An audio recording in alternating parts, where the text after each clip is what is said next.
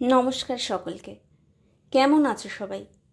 ভাবলাম নতুন কিছু বানাই।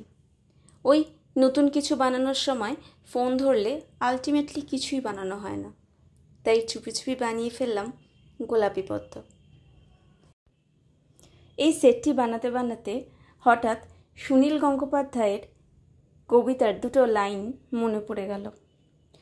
মামাবাড়ির মাঝি নদের আলী বলেছিল, বড় হও দাদা ঠাকুর, তোমাকে আমি 3 প্রহরের বিল দেখাতে নিয়ে যাব। সেখানে পদ্মফুলের মাথায় সাপ আর ভ্রমর খেলা করে। এই গোলাপি রঙটা কম বেশি সবার খুব প্রিয়।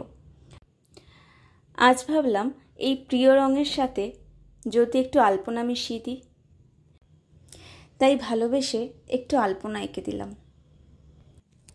এবারে ভেবেছি পদ্মফুলের ওপরে ভ্রমরের খেলাটাকে তোমাদের সামনে তুলে ধরব।